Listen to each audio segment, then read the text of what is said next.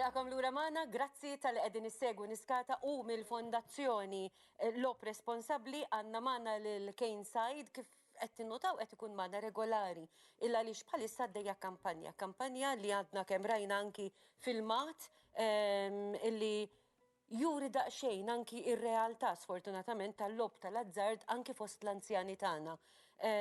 Il-Fondazzjoni bħalissa qiegħda tħares anki lejn din ir-realtà illa għaliex u nistaqsi għaliex anki l-anzjani tagħna qed jaqgħu propju anki f'din ix-xibka. Kif inti Kane? Nisab tajjeb, nsellimlek Angela u nawguralek fost oħrajn għal jum il-mar. Grazzi. Mela, il-Fondazzjoni tħares lejn il-lob tal-azzard fost l-anzjani bħala realtà minna nnifisha. Fejn il-Fondazzjoni taħdem qatih biex tisma' il-karba ta' din ir-realtà.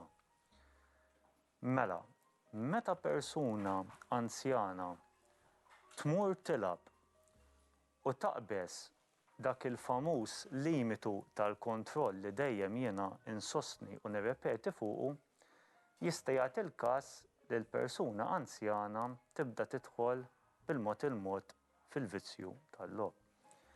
Għaliex il-persuna anzjana tirrikorri għal din l-attività. Persuna anzjana tirrikorri għal din l-attività għaliex normalment il-persuna tqatta' ħafna ħin waħedha. Hawnhekk nagħmel aċċenn biex ejja ħalli nżuruhom lill-anzjani tagħna. Speċjalment f'dawn iż-żminijiet Kane. Ekku, jekk ma nistgħux inżuruhom, importanti ħafna li nagħtu dik il-famuża telefonata. Għaliex? Ħalli ninteressaw ruħna. Ommi u missieri jew il-persuni anzjani eżistana x'inhuma jagħmlu matul il-ġurnata. Normalment minn statistika li naraw indunajna li il-prattika tal-lob tal-azzard turi l-aktar predominanza fost persuni ta' età kbira. Mit-tramuntana u min-nofsinhar tal-port, aħna ngħidulhom Northern and Southern Harbour Districts. Issa, barra li l-persuna tkun qed tqatta' ħin weħeda, dan il-ħin weħeda jista' jwassal biex din il-persuna tgħaddi daqsxejn minn depressjoni ħafifa. Fejn din id-depressjoni tista' mhux f'kull każ imma jista' jwassal għal prattika tal-lob u l-prattika tal-lob jekk ma nżommux il-kontroll jista' iwassal għal vizzju. Però nistaqsi anki f'dawn iż-żminijiet għaliex kien propju minn bħallum sena illi kellna il-COVID, din forsi żiedet anki dan il-tip ta' vizzju. Aħna nafu kemm huma vulnerabbli l-anzjani tagħna u speċjalment anki meta iħossuhom waħedhom forsi jkunu jixtiequ li jagħmlu xi ħaġa. F'dan il-perjodu din l-aħħar sena rajtu differenza? Biex tgħid li rajna differenza f'numri ma nistax naġġel fiha is-sitwazzjoni għaliex statistika m'hemmx. Nerġa' nirrepeti. It can go both ways. Imma meta l-persuna nerġa' nirrepeti tqatta' ħafna ħin weħeda. Ekku. Speċjalment f'din is-sitwazzjoni tal-COVID fejn ħafna anzjani tagħna kważi jibżgħu joħorġu mill-bib il-barra u sewwa jagħmlu għax huma persuni vulnerabbli, il-persuni anzjani iqattaw ħafna ħin, aktar ħin, ħalli nispjegaw hekk, aktar ħin weħidhom. U iva jista' jagħti il-każ li l-prattika tal-lob tiżdied. Normalment qed nirreferu għall-lob online allura. Normalment toqgħod daqsxejn attent għax għandek persuni anzjani fejn jiddilettaw bit-teknoloġija.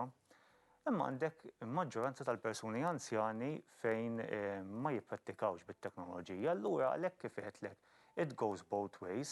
Jista' jagħti l-każ li l-persuna anzjana tnaqqas mill-lob tagħha minħabba li ma tafx tuża t-teknoloġija. U jista' jagħti l-każ li l-persuna tkun dilettanta fl-użu u iva tkompli tilab. Aħna kif għedlek fil-bidu, Angela, nisimgħu din il-karba u nemmnu li din hija karba reali ħafna. Allura l-istaff professjonali tagħna fil-fondazzjoni dejjem budnejhom miftuħin għal kull telefonata. Imma nerġa' nagħmel aċċenn għall-importanza li l-uliet ta' dawn il-persuni iżommu daqsxejn għajnejhom fuq il-ġenituri tagħhom. U awtomatikament ħan nistaqsi, jeżistu xi sinjali illi persuna tkun għaddejja propju anki minn dan u aħna kultant ngħidu meta jkun hemm is-sinjali jkun hemm is-sintomi. Fil-logħob ma nafx ikunx hemm signs and symptoms jien. Ara, sinjali predominanti meta persuna anzjana tkellima fuq il-prattika tal-logħob tagħha jekk din tkun qed tesaġera fiha, normalment din il-persuna tinnega. Tinnega, tibda ddawwar id-diskors biex taħrab mill-argument. Sinjal ieħor li l-persuna bħal kulħadd tibda tipprova ġġib lura l-flus li tilfet. Sinjal ieħor hu li saħansitra l-persuna anzjana tibda tikdeb u tipprova titlob il-flus lill-ulieda b'ħafna skużi. Dawn huma kollha sinjali li tajjeb li nżommuhom f'moħħna. Is-sintomi, meta aħna nitkellmu fuq sintomi, persuna anzjana tant ikollha l-karba tagħha għall-lob b'saħħitha li l-ħsieb tagħha awtomatikament immur fuq il-lob.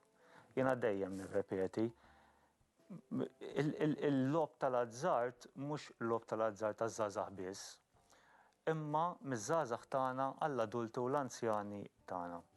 L-importanti li dejjem inżommu mal-linja tal-kontroll li persuna anzjana insa s-sitwazzjoni tal-COVID bħalissa tmur tintaqa' ma' sħaba, tilab it-tombla dejjem fakwati liċenzjati mal-Awtorità Maltija tal-logħob għax inkella tkun qed tinkiser il-liġi u nħeġġeġ minn hawnhekk biex inżommu ma' regolamenti tal-awtoritajiet tas-saħħa.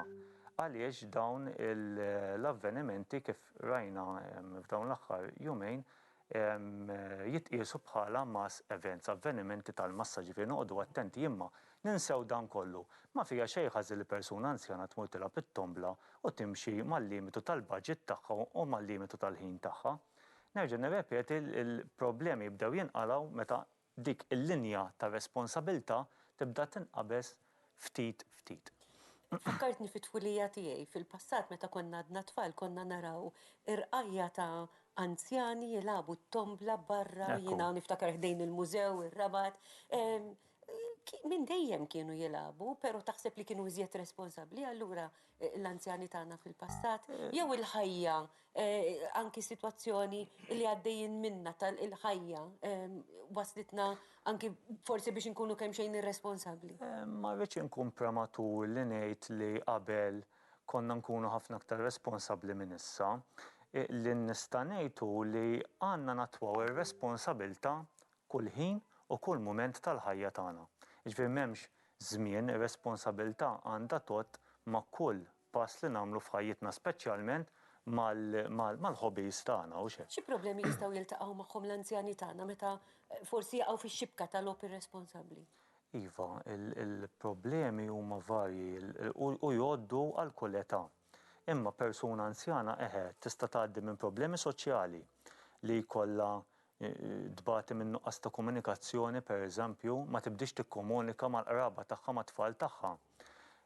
Problemi ekonomiċi li l-persuna anzjana tkun berbqet dak kollu li fadlet matul ħajjitha fuq il-logħob. Nidħlu fi problemi wkoll fost l-anzjani ta' użura u anke ta' serq mit-tfal tagħhom stess. Jiġifieri il-problemi huma varji, problemi ta' saħħa mentali. Nerġa' nirrepeti, persuna tqatta' ħafna ħin waħedha, tidħol fil-vizzju, id-depressjoni tiżdidilha. Jiġifieri il-problemi huma varji u rridu nkunu attenti u rridu nkunu daqsxejn konxji wkoll għal jiena dejjem ngħid li għandna nilbsu iż-żarbun tal-persuna li jkun għaddej mill-problema. meta persuna anzjana tiftaħ qalba u tgħid li isma' lil wlieda tgħidilha isma' jiena għandi problema tal-vizzju tal-logħob fost oħrajn. Aħna għandna nilbsu ż-żarbun tagħha, għandna nifhmuha għaliex dak huwa mument importanti ħafna u ngħinuha biex issib għajnuna. Jgħidu anki l-anzjani tagħna l-anzjani tagħna forsi jaħsbu li huma il-ġenituri tagħna jaslu li jgħidu li għandhom problema fejn jidħol il-logħob. Ara, issib min huwa l-karattru tiegħu stess li jżomm ġo fih. Aħseb u wara jitkellem fuq affarijiet bħal dawn. U ssib min jiftaħ qalbu u jikkomunika. Għalhekk tajjeb li nżommu daqsxejn f'moħħna is-sinjali, is-sintomi, ir-raġunijiet għaliex ommi jew missieri qed tirrikorri għal dan il-logħob forsi jiena m'iniex inżura biżżejjed, m'iniex nieħu t-tfal tiegħi biex jaraw, da kollu tajjeb li nżommu f'moħħna. U xi ħaġa oħra interessanti għaliex aħna konna qegħdin nippromovu anki lill-anzjani tagħna biex naturalment jużaw it-teknoloġija, imma flok jużaw it-teknoloġija l-logħob tal-azzard, nippruvaw nagħmlu kuntatt magħhom aħna naraw il-xulxin u nitkellmu peress il-sitwazzjoni dik li forsi ma tantx ikunu jew ma tantx nazzardaw nersqu viċin tagħhom imma kemm hu sabiħ li nikkomunikaw b'xi mod jew ieħor. Anke Anġelo nużaw it-teknoloġija bħala punt ta' kuntatt mal-ġenituri tagħna. Nurruhom kif jużawhom, nurruhom il-pożittiv u n-negattiv. U nużaw dik is-sitwazzjoni bħala xi ħaġa li jżommna qrib xulxin ukoll. Ekku. Jekk persuna anzjana fil-fatt tħossha li għandha problema, x'tista' tagħmel biex titlob anki għall-għajnuna kemm importanti hawnhekk aħna qed ngħidu tiddejqux alla volja maturi għandkom l-età, għajnuna għandna l-kejn li qiegħed jiġi hawnhekk biex iwasslilna informazzjoni dwar l-għajnuniet li hawn f'dak li għandu x'jaqsam mal-logħob, jiġifieri l-anzjani tagħna ikolkom talba minn għandhom biex tgħinuhom? Iva, meta persuna taċċetta l-problema u tfittex l-għajnuna anke permezz ta' wlieda, hemmhekk inħeġġeġ biex tirrikorri għas-servizz ta' għajnuna tal-Fondazzjoni Logħob Responsabbli. In-numru huwa wieħed faċli, 1777.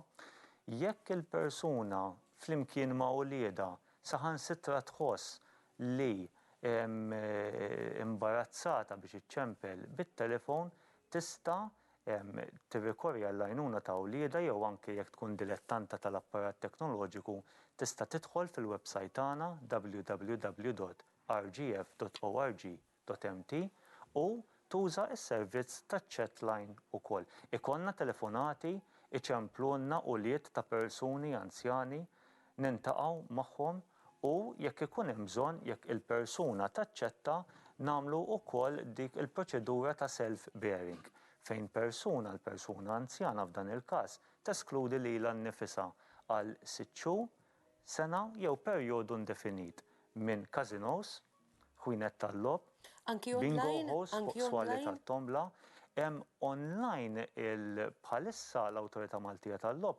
għaddejja b'ħidma biex il-persuna tkun ta' kemm tkun età mhux biss teskludi lilha nnifisha minn daw il-land-based gaming parlors li xiġifieri land-based marbutin mal-art, jiġifieri mibnijin għal-każino li semmejt inti jiġifieri li jkun f'lokalità. Ekku, bħalissa is-self-bearing online huwa prattikat minn daw il-gaming companies individwali. Tajjeb li l-qudiem nimmiraw biex il-persuna tkun tista' mhux biss tagħmel il-land-based self-exclusion imma wkoll marbuta magħha ikun hemm l-online. Jiġifieri xi ħaġa li ta' min naħdmu fuqha. Ekku. Jiena nixtieq nirringrazzjak Kejn semmejna n-numri hemmhekk qed jidher anki l-email fejn wieħed jista' jikkuntattja lill-Fondazzjoni Logħob Responsabbli hemm in-numru tat-telefon 1777 biex dak li jkun jista' jagħmel kuntatt anki jekk iħoss u mhux il-persuna li forsi għandha il-vizzju imma anki l-familjari tagħhom. Hemm nies professjonisti li jkunu jistgħu jiggwidawhom ħalli kemm jista' jkun anki jinnaqsu minn din il-pjaga tal-logħob irresponsabbli allura f'dan il-każ. Kejn, grazzi. Nawguralek il-ġimgħa tajba, grazzi. Lilek ukoll. Wasalna biex nikkonkludu il-programm mhux qabel però ma insellem lin-nisa illi jkunu xogħol miegħi fil-programm.